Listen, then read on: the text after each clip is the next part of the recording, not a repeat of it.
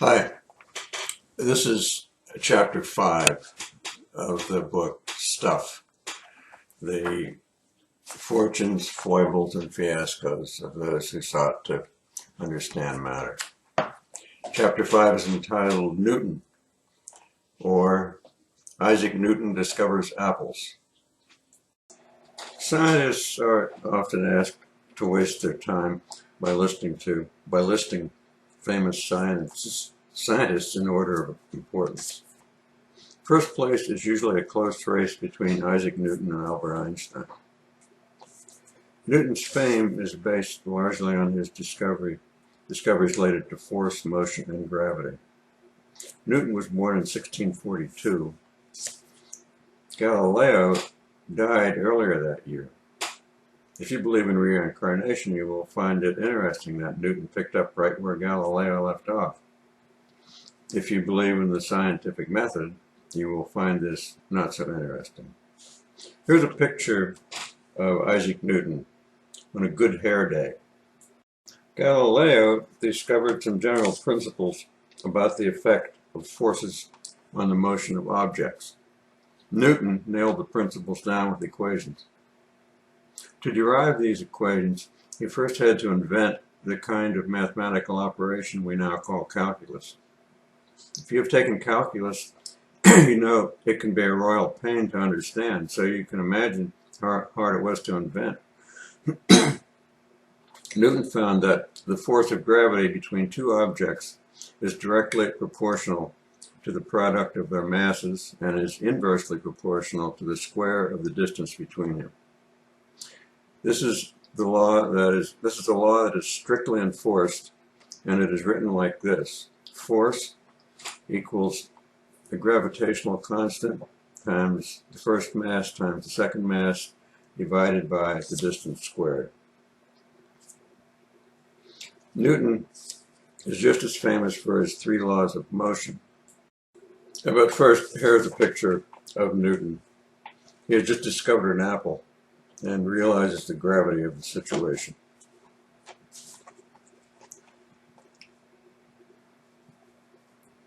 Simply put, Newton's three laws of motions are: one, first law, things don't move without a push, and things don't stop without an opposing push, just like Galileo said.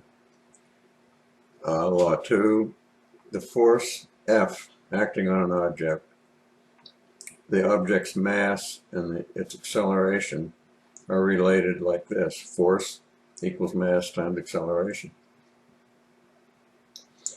Law 3, forces come in pairs that are equal and opposite. If you weigh 100 pounds, your feet push down on the floor with a force of 100 pounds, and the floor pushes back with a force of 100 pounds. These are laws because they describe what happens. They are not theories because they don't actually explain anything. If you haven't learned Newton's laws yet, you will probably have to. Study ahead if you like. It's up to you. You may have heard the old story about how Newton discovered the law of gravity when he was sitting under an apple tree, and an apple fell and hit him on the head. The truth is pretty close. According to a friend of Newton's, Isaac was walking through an apple orchard one day, and he thought, why do all the apples fall straight down at the same speed? Why don't some of them fall sideways? The story that he invented fig Newtons while sitting under a fig tree is not true. Let's look at F equals ma again, force equals mass times acceleration, because the equation is so important and so useful. A very simple case of a force causing a mass to accelerate is when something is falling. Since acceleration, A, caused by the force of gravity, is always about 10 meters per second, we give it its own symbol, small g. So the force of a falling body is F equals mg. This equation is also true for a body that isn't falling, like yours right now. In this case, F is weight. Your weight equals 10 times your mass. In the system of customary units used in the United States, weight is measured in pounds. Guess what name was chosen for the unit of weight in the metric system? Newtons, but with a small n, so it wouldn't go to his head.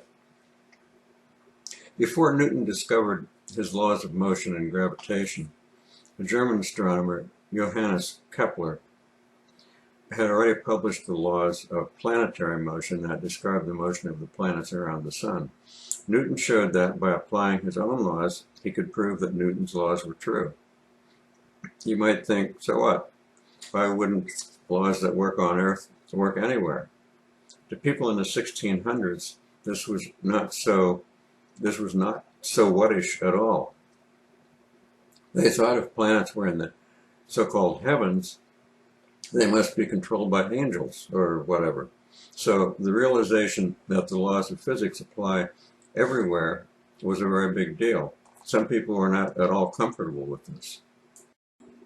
Here's a picture of Newton fooling around with a prism. Before we get into Isaac Newton's ideas about the nature of matter, we should mention that he did a lot of work in the field of optics. He designed telescopes and other optical instruments. He used a prism to show that white light is made up of a spectrum of colors. He had a partial understanding that light sometimes acts like waves and at other times acts like a stream of particles. This annoying property of light is called the wave-particle duality. As you will read later, modern physicists are still fussing over this puzzle. Actually, we only included this bit about optics so we could tell the story of Newton's cat. His cat liked to hang out with him in the lab. Sometimes Newton would be working on a complicated optics experiment that had to be done in a completely darkened room. The cat often nudged the door open to get in, which let in light and ruined a day's work. And so, Newton invented the cat door. The story probably isn't true, but aren't you tempted to repeat it? And here is Isaac's cat. Newton believed in atoms. Since he knew that physical laws worked for the planets, he saw no reason why they shouldn't also work for atoms.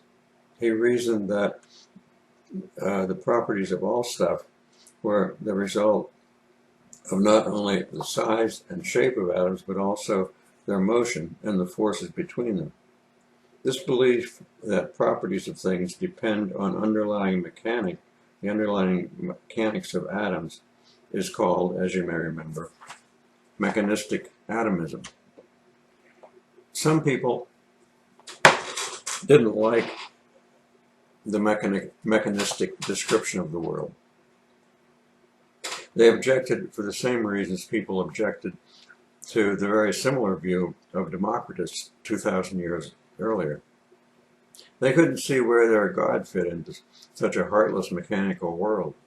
Newton, however, was very religious. He said that atoms and planets obey the laws of force and motion, but it was God who set them in motion in the first place.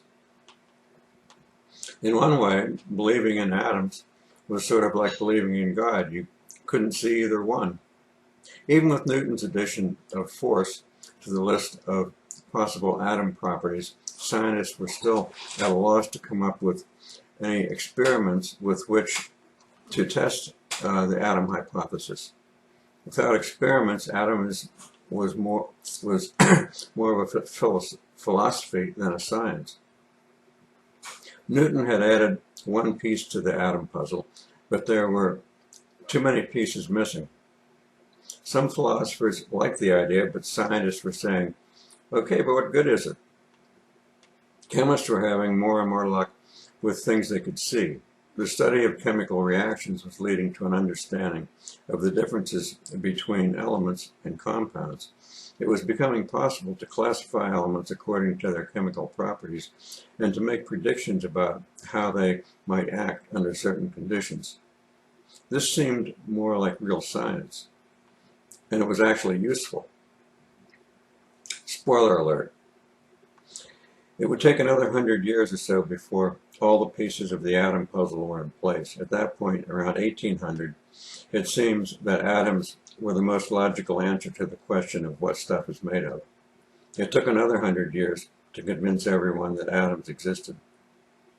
This brings us to about 1900, when it became possible to design experiments that studied atoms directly. So the answer to the central question of this book, what is stuff made of, is atoms.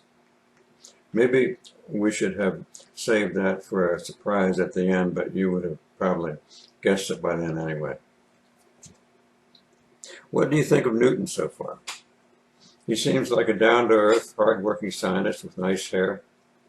He is admired by everyone today, and he was kind to his cat. Now the dark side. Newton was into magic. He was especially interested in alchemy. There are good reasons why we don't hear much about this. Being somewhat of a perfectionist and committed to correct scientific procedure, he never published anything until he considered it complete and valid. So it isn't surprising that people never heard much about his attempts to turn lead into gold and to create a potion that would make you live forever. Also, there was a law against turning lead into gold. Newton's unpublished papers were squirreled away by his descendants and kept secret until the year 1936. In that year, they were auctioned off, and it was discovered that about 1/3 of their writing was about alchemy. He worked a lot with metals, and it seems he had the alchemical idea that they had a sort of life of their own. He is said to have had a nervous breakdown at one point, but some think his strange behavior was the result of being poisoned by lead or mercury. The lead or mercury he was using to brew his potions. It may have been his study of alchemy that made it possible for him to accept the idea that gravity could exert force at a distance. This is kind of magical when you think about it. In fact, some people criticized his ideas about gravity because they thought that invisible forces acting across empty space were just plain creepy. Newton probably thought, hey, astrology tells us that the planets exert forces on our lives, so isn't gravity sort of the same thing? Isaac was also heavily into Bible interpretation. He thought he had been chosen by God to do this. You heard back in chapter 2 that he thought Moses had an atomic theory. He also made prophecies. For example, he crunched some numbers he picked up in different Bible passages, and it calculated that the world would not end until at least 2060. Go ahead, do the math. 2060 minus the current year equals how much time I have left. It's not really fair to picture Isaac Newton as completely wacky. In his day, there were no clear dividing lines between science, philosophy, religion, and magic. Let's give him credit for sticking to the correct scientific procedures and only reporting the results that repeated experiments showed were valid. The end of the 5th chapter of Stuff. Chapter 6, to follow, will be about the chemist Lavoisier, or subtitled, The First Guinea Pig Was a Guinea Pig. If you reduce the screen from full screen, you'll be able to scroll down and see a link to a place where you can look inside the book, buy the book, read the reviews, and so forth. Also, if you want to